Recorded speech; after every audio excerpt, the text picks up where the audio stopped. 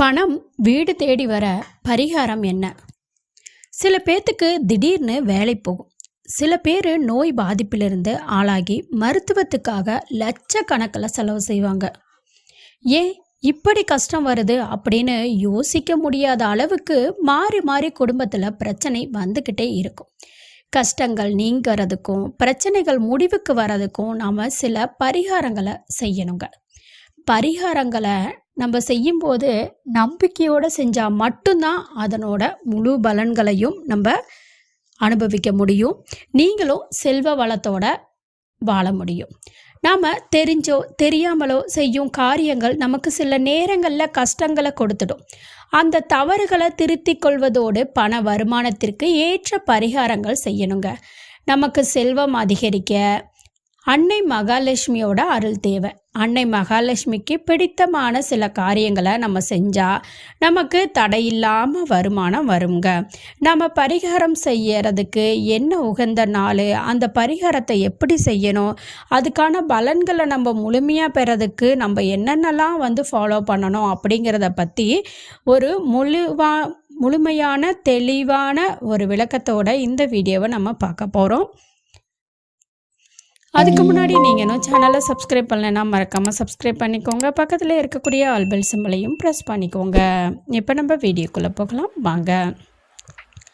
நம்ம பரிகாரம் எந்த நாட்களில் செய்யணும்னா வியாழக்கிழமை நல்ல நாளுங்க. இது குபேரனுக்கு ஏற்ற நாள் வியாழக்கிழமை. குரு புஷ்ப யோகம் இருந்தால் கூடுதல் சிறப்பு இருக்குங்க. குபேர காலத்தில் குபேர பகவானை வழிபட்டு வந்தால் வீட்டில் பணம் சேரும்.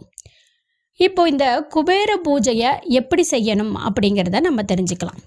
வியாழக்கிழமை அன்னைக்கு குபேர பகவானுக்கு நம்ம விளக்கு ஏற்றி அதுக்கு முன் அமர்ந்து வேண்டிக் கொள்வது ரொம்ப நல்லதுங்க. அதுவும் இல்லாமல் மிகவும் சக்தி இருக்கக்கூடியது இது. அதனால் வியாழக்கிழமை அன்னைக்கு மாலை 6 மணிக்கு மேலே பூஜை அறையை சுத்தப்படுத்தி உங்கள் வீட்டில் இருக்கும் குபேரனோட திருவுருவ படம் இல்லைன்னா குபேரனோட சிலையை சுத்தமாக தொடச்சி அது மீது பன்னீர் தடவி சந்தனம் குங்குமம் இதெல்லாம் வச்சு அலங்காரம் செய்து பூஜை வைத்து அதாவது பூக்கள் வைக்கலாங்க. பூக்கள் வச்சு பூஜை அறையை தயார்படுத்திக்கோங்க. அதுக்கப்புறமா பூஜை அறையில் மண் விளக்க வச்சு அதில் 1 ரூபாய் நாணயம், அதுக்கப்புறம் 2 ஏலக்காயும் போட்டு நல்லெண்ணெய் ஊற்றி மஞ்சள், அதாவது அதுக்கு நல்லெண்ணெய் ஊற்றினதுக்கப்புறம் மஞ்சள் நல்லெண்ணெய் திரி போட்டு, அதாவது மஞ்சள் கலரில் இருக்கக்கூடிய திரி, சரிங்களா? நல்லெண்ணெய் ஊற்றிட்டு திரி போட்டு விளக்கை ஏற்றி குபேரனுக்கு நைவேத்தியமாக இனிப்பு பொருட்கள் இல்லைன்னா ஏதாவது பல வகைகளை வச்சு வழிபடலாம். இந்த வழிபாடு பார்த்திங்கன்னா ரொம்ப சிம்பிளானதுங்க. சரி, இந்த குபேரனை நம்ம வழிபடும் போது ஏதாவது மந்திரம் சொல்லணும் அப்படின்னா அதுவும் இருக்குங்க, குபேர மந்திரம். இப்போது இந்த நம்ம விளக்கு ஏற்றிருக்கோம் இல்லைங்களா, அந்த விளக்குக்கு முன்னாடி உட்காந்து ஓம் லட்சுமி குபேராய நமக அப்படின்னு சொல்லணும். திரும்பவும் சொல்கிறேன், ஓம் லட்சுமி குபேராய நமக இந்த மந்திரத்தை சொல்லணும். இல்லை அப்படின்னா ஓம் மகாலட்சுமியே போற்றி. இப்போ நீங்கள் மொதல் மந்திரம் உங்களுக்கு சொல்ல வரல அப்படின்னா இப்போ நான் சொன்ன 2வது மந்திரத்தை சொல்லலாம். ஓம் மகாலட்சுமியே போற்றி அப்படின்னு ஏதாவது ஒரு மந்திரத்தை உச்சரிங்க. இதை ஒரு கணக்கு வச்சுக்கோங்க. 108 முறை அப்படிங்கிற கணக்கில் கூட நீங்கள் உச்சரிக்கலாம். நீங்கள் இப்படி ஒவ்வொரு முறையும் மந்திரத்தை உச்சரிக்கும் போது உதிரி பூக்கள்னால் உங்கள் முன்பு ஏற்றி வைத்திருக்கும் தீபத்துக்கு அர்ச்சனை செய்துட்டே வழிபடணுங்க. பூஜை முடிஞ்சதுக்கு அப்புறமா குபேரரையும் மகாலட்சுமியையும் உங்கள் குல தெய்வத்தையும் மனதார நினச்சி நல்ல வேலை கிடைக்கவும் பண வருமானம் அதிகரிக்கவும் மனதார வேண்டிக்கொள்ள வேணுங்க. இப்போ நம்ம இதை செஞ்சாச்சு. குபேரனோட அருள் கிடைக்க என்ன செய்யணும் அப்படின்னா, நீங்கள் தொடர்ந்து எல்லா வியாழக்கிழமையிலையும் இந்த பூஜையை செய்கிறதுனால குபேரனோட அருள் வந்து கிடைக்கும். ஒவ்வொரு வியாழக்கிழமையும் விளக்கில் உள்ள எண்ணெயை மாற்றிவிட்டு விளக்கை சுத்தமாக துடைச்சிட்டு விளக்கில் இருந்த திரியை கால்படாத இடத்துல போட்டுடுங்க. நாணயத்தை நன்றாக துடைச்சிட்டு மீண்டும் விளக்கில் எண்ணெய் ஊற்றி புதிதாக திரி போட்டு அதில் நாணயத்தை போட்டு ஏலக்காயும் புதிதாக போட்டு விளக்கு ஏற்றலாம். இந்த பூஜையை தொடர்ந்து 5 வாரம் இல்லைன்னா 7 வாரம் இல்லைன்னா 11 வாரம் அப்படின்னு செய்யலாம்.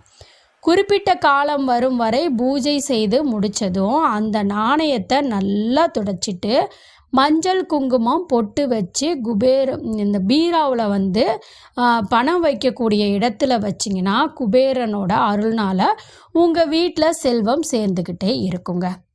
இது ஒரு பரிகாரம். இந்த பரிகாரம் செய்ய முடியாதவங்க இப்போ நான் சொல்கிறத பரிகாரத்தை கூட செய்யலாம். நெல்லிக்காய் பரிகாரம். தினமுமே காலையில் ஒரு நெல்லிக்காய் சாப்பிட்றவங்களுடைய வீடு தேடி அதிர்ஷ்டம் வருங்க. நாம் நெல்லிக்காய் சாப்பிடும்போது 6 நெல்லிக்காய்களை தனியாக எடுத்து அதன் மேல் உள்ள சதை பகுதியை வெட்டி எடுத்துட்டு நெல்லிக்காய் கொட்டைகளை மட்டும் தனியாக எடுத்து வெயிலில் காய வச்சு அதுக்கப்புறம் ஒரு வெள்ளை நிற சதுர துணியை விரித்து அதில் நெல்லிக்காய் கொட்டைகளை சேர்த்து ஒரு முடிஞ்சு உங்கள் வீட்டோட வடகிழக்கு திசையில் வச்சிடுங்க.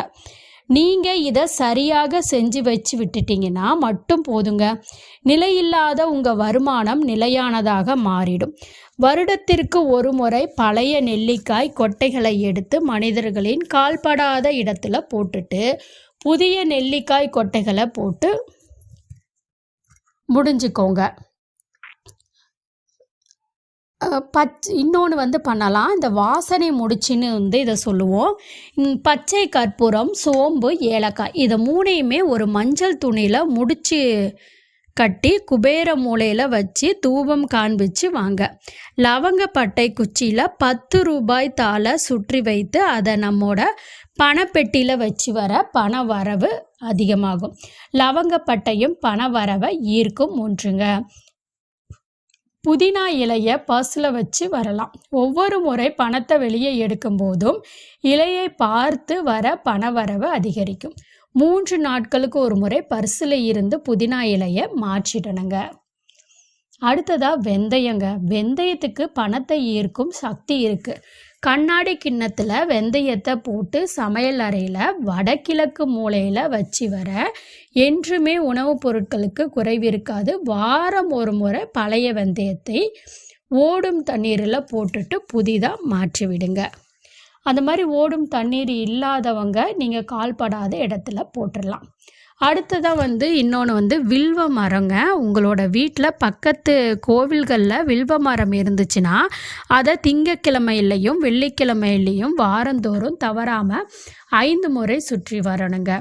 உங்களால் முடிஞ்சால் 21 முறை சுற்றுவது ரொம்ப நல்லது. குறைஞ்சபட்சம் 5 முறையாவது அந்த வில்வ மரத்தை சுற்றி வாங்க. நிரந்தரமாக வருமானத்திற்கு வழி கிடைக்கும். மகாலட்சுமியோட அருள் கிடைக்கிறதுக்கு இதை முக்கியமாக பண்ணுங்கள். அமைதியாக இருக்கிறவங்க கிட்ட அன்னை மகாலட்சுமி ஆனந்தமாக குடியேறுவா. பொறுமையும் நிதானமும் நடப்பவங்களோட வீடு தேடி ஓடி வருவா. அன்னை மகாலட்சுமி நம்ம பேசும்போது நடக்கும்போது பொறுமையாக நிதானமாக பேசுகிறது நடக்கிறது நல்லது. பண வருமானத்தை அதிகரிக்க நம்பிக்கையோடு நீங்கள் செய்யக்கூடிய பரிகாரங்க உங்களுக்கு வரக்கூடிய தடைகளை நீக்கும். செல்வ வளத்தையும் அதிகரிக்க செய்யுங்க.